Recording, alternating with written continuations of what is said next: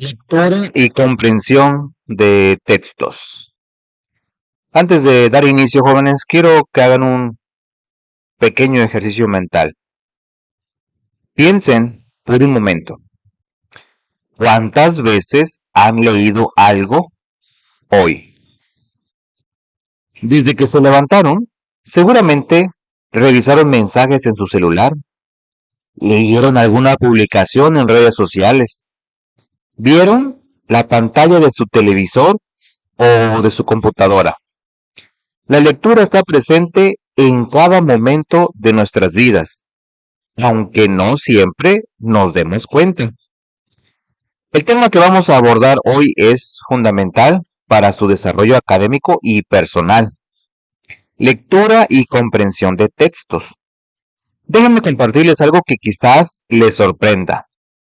Las personas que han perdido su patrimonio, sus propiedades o sus ahorros simplemente porque no comprendieron lo que estaban leyendo cuando firmaron un documento. Sí, jóvenes, así de importante es comprender lo que leemos.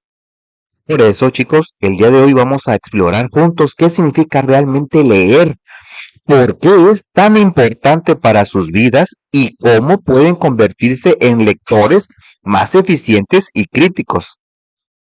Así que, jóvenes, los invito a que presten atención al video porque lo que van a aprender puede cambiar la forma en que se relacionan con los textos y con el conocimiento. Comencemos por lo básico. Cuando les pregunto qué es leer,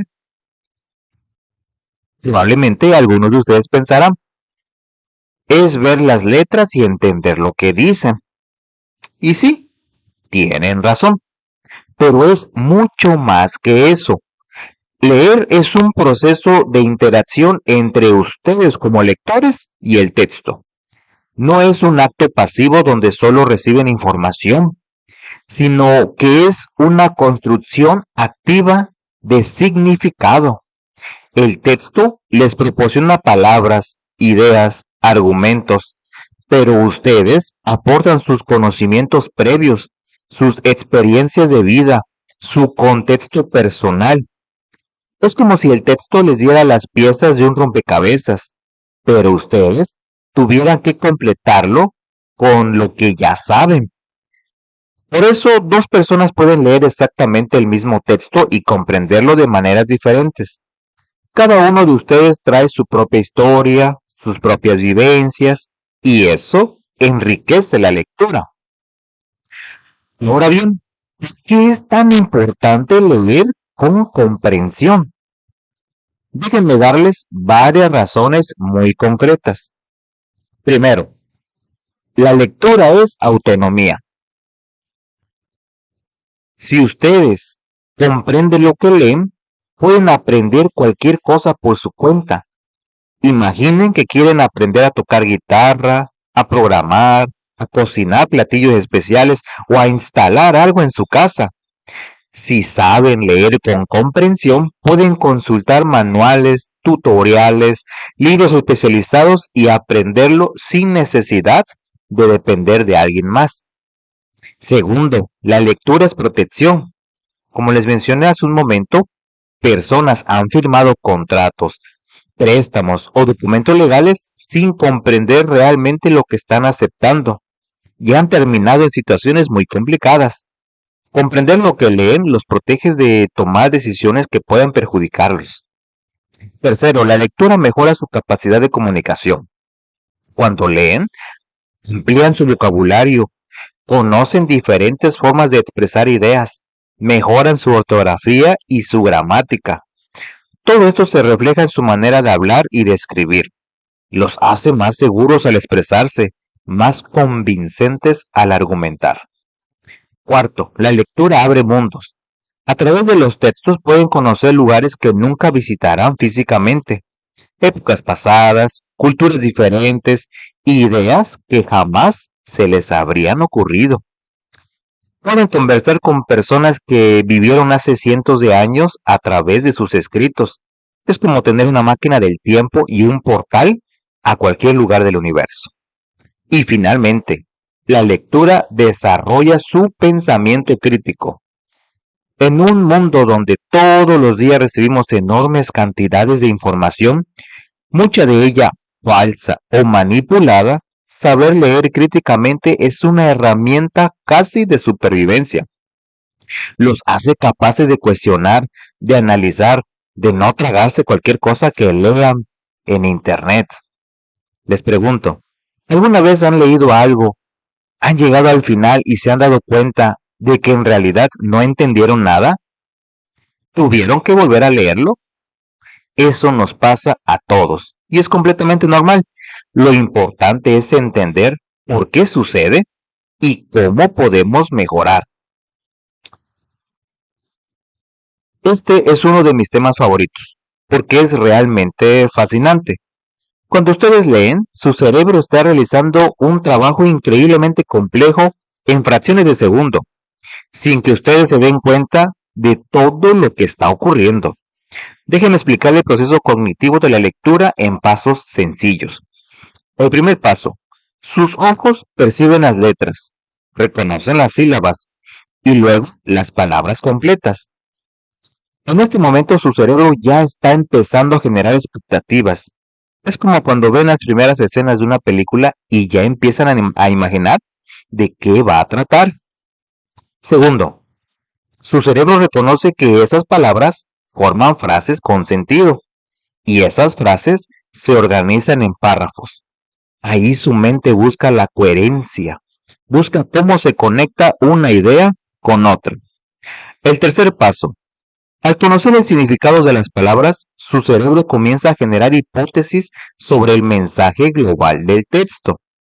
Empieza a construir una interpretación y darle sentido general a lo que están leyendo. Y aquí viene lo interesante. Este proceso es completamente interactivo. Mientras leen, van confirmando o modificando sus hipótesis. Si encuentran información que no esperaban, su cerebro ajusta su interpretación. Si encuentran una palabra que no conocen, pueden buscar pistas en el contexto o recurrir a un diccionario. Por eso a veces necesitan releer un párrafo. No es que sean malos lectores, es que su cerebro está recalibrando su comprensión con la nueva información que recibió. Es totalmente normal y de hecho es señal de que están leyendo de manera activa. El texto solo aporta una parte de la información necesaria para comprenderlo. Ustedes, como lectores, deben llenar ciertos vacíos con sus conocimientos previos. Por eso, entre más conozcan sobre un tema, más fácil les resultará leer sobre ese tema. Es como construir un edificio. Cada nuevo conocimiento se apoya en los conocimientos anteriores. Ahora vamos a hablar de algo muy práctico para cuando hagan investigaciones, ya sea para esta materia o para cualquier otra materia. No todas las fuentes de información son iguales y es fundamental que aprendan a distinguirlas. Las fuentes de información son todas aquellas herramientas o recursos que contienen información útil sobre algún tema. Pueden ser libros, artículos, páginas de internet, entrevistas, documentos oficiales, entre muchos otros. Estas fuentes se clasifican en tres tipos principales. Las fuentes primarias son la información de primera mano, directa, original. Son los testimonios de quien vivió un acontecimiento o de quien generó el conocimiento. Por ejemplo, si ustedes presencian un accidente y escriben un testimonio de lo que vieron, ese testimonio es una fuente primaria. Las autobiografías, los diarios personales, los documentos oficiales originales, las tesis doctorales, todos estos son ejemplos de fuentes primarias. Es la información en su forma más pura, sin interpretaciones de otras personas. Las fuentes secundarias. Estas fuentes ya no son originales, sino que procesan, analizan, interpretan o resumen la información de las fuentes primarias. Por ejemplo, un libro de historia que habla sobre la Revolución Mexicana es una fuente secundaria, porque el autor no vivió la revolución, sino que está analizando documentos, testimonios y otras fuentes primarias para escribir su libro. Las enciclopedias, los libros de texto, los artículos de divulgación son fuentes secundarias. Son muy útiles porque alguien ya hizo el trabajo de organizar y analizar la información para ustedes. Las fuentes terciarias. Estos son como los catálogos o índices que organizan y almacenan las fuentes primarias y secundarias para que sea más fácil de encontrarlas. Las bibliotecas virtuales, los repositorios digitales, las páginas que compilan artículos especializados son fuentes terciarias. No contienen la información en sí, sino que te ayudan a localizarla. Déjenme darles un ejemplo cotidiano para que quede más claro. Imaginen que hubo un accidente en la carretera. Si ustedes estuvieron ahí y lo vieron, su testimonio es fuente primaria. Si su amigo, que no estuvo ahí, cuenta lo que ustedes le dijeron, su relato es fuente secundaria. Y si alguien hace una lista de todos los testigos del accidente con sus datos de contacto, esa lista es una fuente terciaria. ¿Por qué es importante conocer esta clasificación? Porque dependiendo del trabajo que hagan, necesitarán diferentes tipos de fuentes. Si están haciendo una investigación histórica seria, necesitarán principalmente fuentes primarias. Si están haciendo un ensayo para la escuela, probablemente usen más las fuentes secundarias. Y las fuentes terciarias les ayudarán a localizar todas las demás. Este es un tema crítico en la era digital en la que vivimos. Pregunto, jóvenes, ¿cuántos de ustedes han buscado información en Google para hacer una tarea? Imagino que todos o la mayoría. Y eso está perfecto. El Internet es una herramienta maravillosa. Pero aquí viene la pregunta importante. ¿Cómo saben si la información que encuentran es verdadera y confiable? Vivimos en una época donde cualquier persona puede crear un sitio web, un blog, un video de YouTube y publicar lo que quiera. No hay un filtro automático que nos diga, ¿esto es verdad o esto es mentira?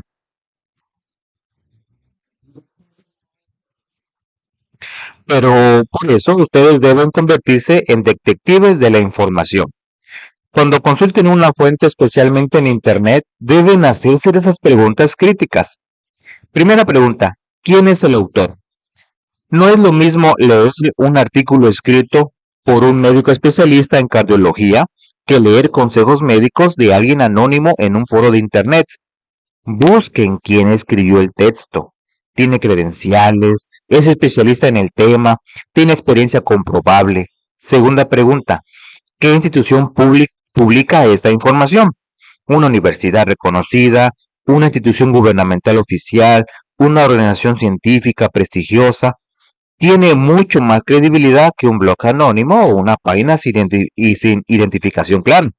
Busquen quién respalda la información. Tercera pregunta, ¿qué tan actual es la información? Especialmente en temas de ciencia, tecnología o medicina, la información puede volverse obsoleta rápidamente. Un artículo médico de hace 30 años puede contener información que ya fue superada. Verifiquen la fecha de publicación. Cuarta pregunta, ¿el autor es imparcial o tiene algún interés particular? Imaginen que están investigando sobre los efectos del cigarro en la salud. Si encuentran un artículo que dice que fumar es dañino y luego descubren que fue escrito por una compañía tabacalera, obviamente esa fuente está sesgada. Tiene un interés comercial. Siempre pregunten, ¿quién se beneficia de esta información? Quiero compartirles algo importante. Incluso las fuentes que contienen información falsa pueden ser útiles. ¿Cómo? Porque nos permiten entender qué intenciones había detrás de esa información, a quién estaba dirigida, qué pretendían lograr. Nos ayudan a entender cómo funciona la desinformación y cómo protegernos de ella. Les voy a dar un ejemplo real. Imaginen que encuentran en internet un artículo que dice que las vacunas causan autismo. Sin investigar un poco, descubrirán que ese mito provino de un estudio fraudulento que fue desacreditado hace muchos años y que el médico que lo publicó perdió su licencia. Miles de estudios científicos serios han demostrado que no hay relación entre las vacunas y el autismo, pero si ustedes no verifican la fuente, podrían creer información falsa que podría poner en riesgo su salud. El éxito de cualquier investigación que hagan depende de la calidad de la información que consulten. Información de mala calidad conduce a conclusiones erróneas. Información de buena calidad los lleva a un verdadero aprendizaje. Ahora vamos a lo práctico. Les voy a enseñar estrategias concretas para mejorar su comprensión de lectura. Y vamos a dividirlas en 3 momentos. Antes de leer, durante la lectura y después de leer. Comencemos con el antes de leer, que se llama técnicamente prelectura. Muchos de ustedes cuando tienen que leer algo, abren el libro o el documento y se lanzan directamente a la primera línea del párrafo. Pero eso es como entrar a una casa desconocida sin antes ver cómo es por fuera, sin tocar a la puerta, sin prepararse. Es mucho más efectivo hacer un reconocimiento previo. La prelectura consiste en darse una idea general de qué trata el texto antes de leerlo completo y les va a ahorrar mucho tiempo y esfuerzo. Déjenme decirles cómo hacerlo. Primero, observen la portada y lean el título. El título no está ahí de adorno, está diseñado para darles una idea del contenido. Si el libro se llama Historia de México en el siglo XX, ya saben que no va a hablar de dinosaurios ni de la Edad Media. Segundo, revisen el índice. Este paso es fundamental y muchos lo saltan. El índice les muestra la estructura completa del texto, los temas que aborda, cómo están organizados, si están haciendo una investigación. El índice les dirá rápidamente si ese libro contiene información útil para ustedes o no.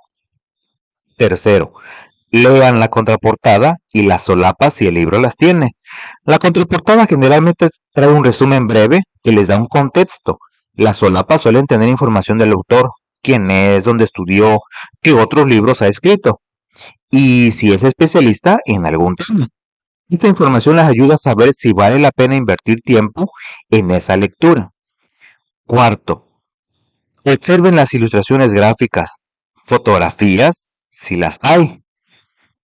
Estas imágenes no son decoración, son apoyo visual que complementa el texto y les da pistas sobre el contenido.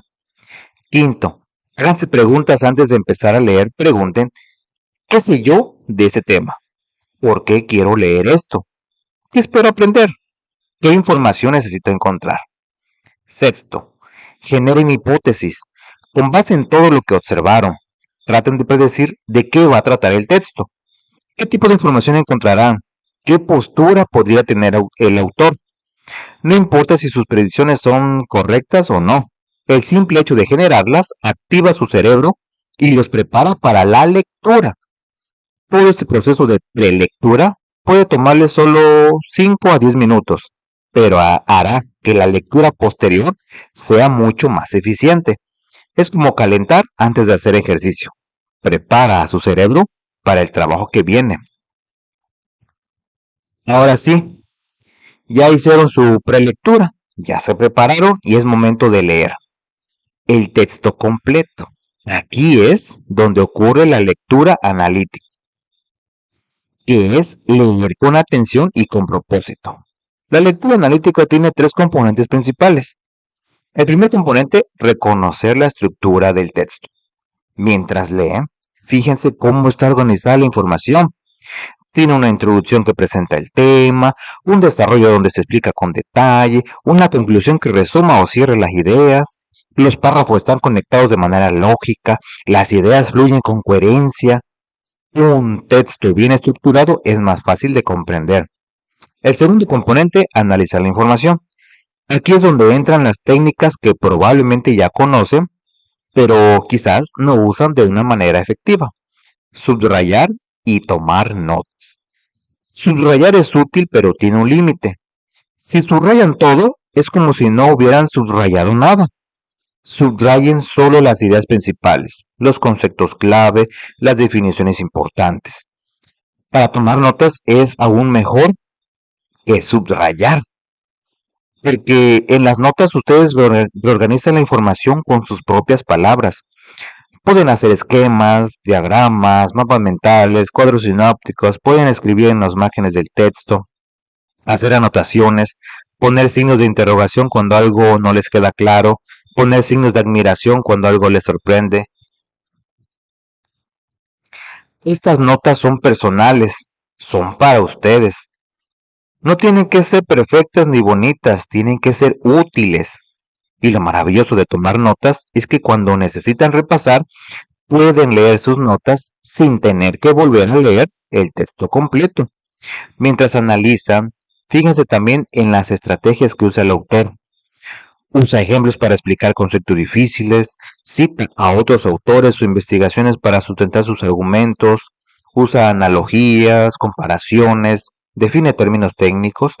Todas esas son herramientas que el autor emplea para comunicar mejor sus ideas y reconocerlas les ayuda a comprender mejor. El tercer componente, apropiarse de la información. Esto significa hacer suyo el conocimiento, no solo memorizarlo temporalmente. Una forma de apropiarse de la información es hacer paráfrasis, es decir, explicar con sus propias palabras lo que dice el texto. Si pueden explicar un concepto con sus propias palabras, significa que realmente lo entendieron. Si solo pueden repetir exactamente lo que dice el libro, probablemente no lo comprendieron del todo. Otra forma es hacer comentarios personales. Escriban qué les parece lo que dice el autor. ¿Están de acuerdo? ¿Por qué sí o por qué no? ¿Les sorprende algo? ¿Les recuerda algo que ya sabían o alguna experiencia personal? ¿Generan ustedes preguntas nuevas? Y por supuesto, hacer resúmenes. Un resumen es una versión condensada del texto que incluye solo las ideas principales. Para hacer un buen resumen, identifiquen el tema central, los subtemas, las ideas principales de cada sección. No incluyen detalles innecesarios ni ejemplos, solo lo esencial. Déjenme darles un ejemplo cotidiano. Imaginen que ven una película y un amigo les pregunta de qué trata. Ustedes no le van a contar cada escena con cada diálogo, ¿verdad? Le van a hacer un resumen. Trata de un chavo que descubre que tiene poderes mágicos, que tiene que ir a una escuela especial donde aprende a usarlos y se enfrenta a un villano. Eso es resumir. Lo mismo hacen con un texto. Identifican lo esencial y lo expresan de manera breve. Ya leyeron el texto completo, tomaron notas, hicieron resúmenes, ya terminaron. No del todo. Hay un último paso que muchos olvidan, pero que es fundamental. Reflexionar después de leer. Después de leer deben hacer tres cosas. Primero, verificar sus predicciones. ¿Recuerdan que antes de leer generaron hipótesis sobre qué trataría el texto? Ahora es momento de compararlas con lo que realmente leyeron. ¿Acertaron? ¿Qué fue diferente de lo que esperaban? Este ejercicio les ayuda a ser más precisos en futuras prelecturas. Segundo, fijar la información. Esto significa consolidar lo que aprendieron. Pueden hacerlo repasando sus notas, releyendo su resumen, discutiendo el tema con alguien más, haciendo ejercicios o respondiendo preguntas sobre el texto. Tercero, reflexionar y conectar. Pregúntense, ¿qué aprendí que no sabía antes? ¿Cómo se relaciona esto con otros temas que he estudiado? ¿Cómo puedo aplicar esta información en mi vida? ¿Cambió mi perspectiva sobre algo? Esta reflexión final es lo que convierte la información en conocimiento verdadero. No solo leyeron, no solo memorizaron, sino que integraron ese conocimiento a su forma de entender el mundo. Es importante que sepan que no todos leemos al mismo nivel. Existen 3 niveles de comprensión lectora y todos somos capaces de alcanzar el nivel más alto si practicamos y usamos las estrategias adecuadas. Nivel literal o referencial. Este es el nivel básico. En este nivel, ustedes identifican y extraen información que está explícitamente escrita en el texto. Son las preguntas de ¿qué dice el texto? Por ejemplo, si el texto dice el coche era rojo y estaba estacionado frente a la casa, y les pregunto de qué color era el coche, responden rojo. porque está escrito literalmente. En este nivel no hay interpretación, solo identificación de datos. Nivel inferencial. Aquí la cosa se pone más interesante. En este nivel ustedes tienen que leer entre líneas, deducir información que no está escrita directamente. Tienen que usar sus conocimientos previos, las pistas que da el texto, el contexto. Por ejemplo, si el texto dice, María cerró la puerta con fuerza y subió corriendo a su habitación sin decir palabra, aunque el texto no dice, María estaba enojada. Ustedes pueden inferirlo por sus acciones. Este nivel requiere que piensen, que conecten ideas, que completen vacíos de información. Nivel crítico. Este es el nivel más alto y más complejo. Aquí ustedes evalúan, juzgan, opinan con argumentos sólidos, ya no solo leen y comprenden, sino que cuestionan, analizan la calidad de la información, la postura del autor, la validez de sus argumentos. Preguntas como, ¿qué opinas de la decisión del personaje? O, ¿estás de acuerdo con la propuesta del autor y por qué? Requieren lectura crítica. Aquí demuestran pensamiento crítico, capacidad de argumentación, independencia intelectual. Les voy a dar un ejemplo con una situación común. Imaginen que leen una noticia que dice, el gobierno anunció un nuevo impuesto que afectará a todos los ciudadanos. En nivel literal, ustedes identifican, hay un nuevo impuesto. En nivel inferencial, ustedes podrían pensar, si afectará a todos, probablemente las cosas costarán más, la gente tendrá menos dinero disponible. En nivel crítico, ustedes analizarían, ¿por qué se implementa ese impuesto? ¿Es necesario? ¿Qué beneficios traerá? ¿Hay alternativas? ¿La noticia presenta todos los ángulos o solo uno? ¿Quién escribió esta noticia y qué interés podría tener?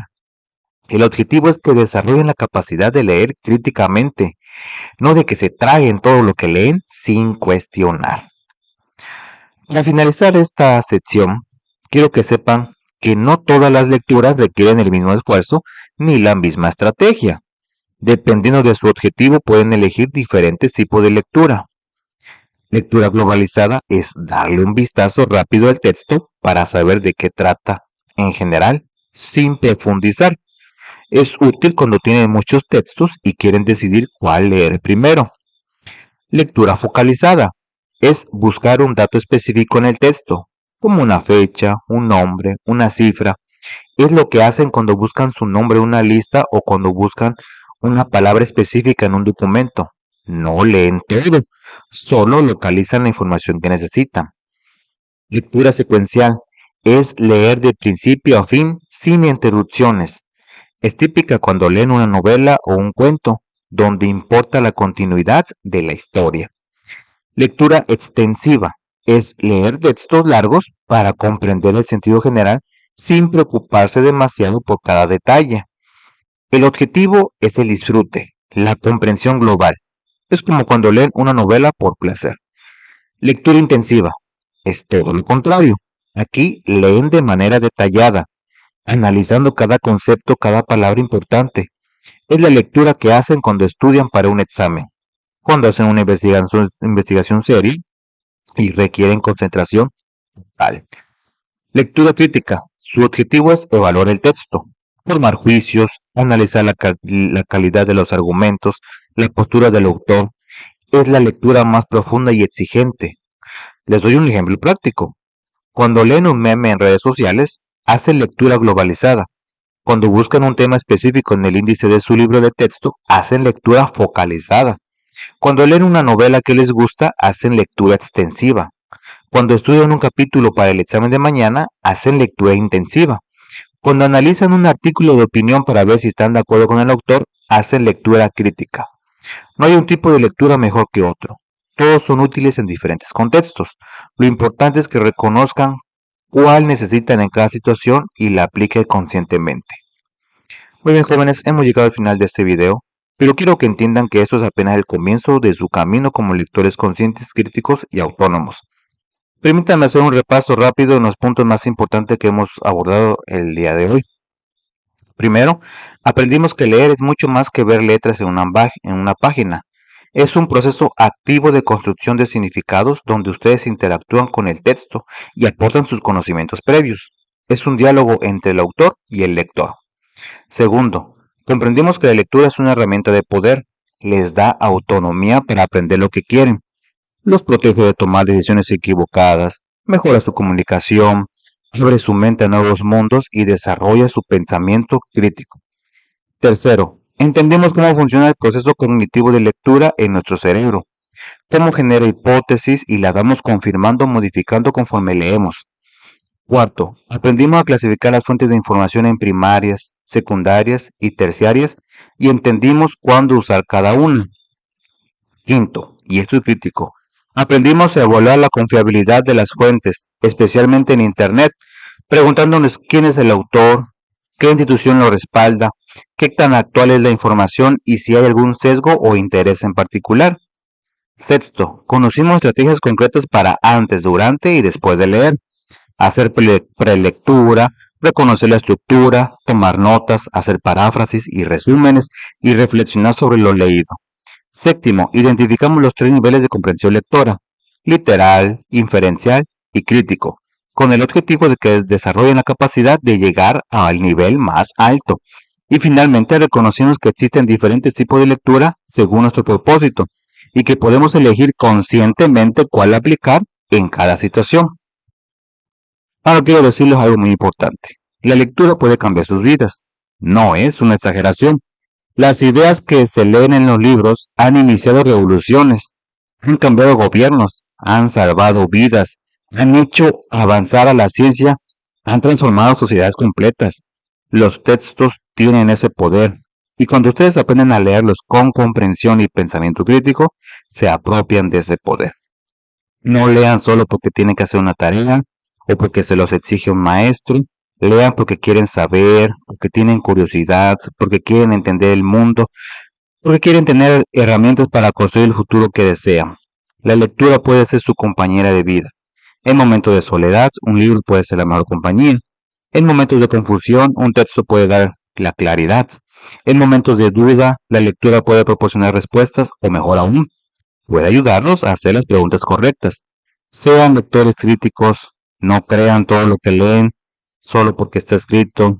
Cuestionen, analicen, contrasten información de diferentes fuentes. Sean lectores activos, no receptores pasivos de información. Dialoguen con los textos, discutan mentalmente con los autores, apropiense del conocimiento. Y recuerden, cada vez que leen y comprendan algo nuevo, están agregando una herramienta más a su caja de herramientas intelectuales. Están construyendo su propio camino hacia el conocimiento y la libertad de pensamiento.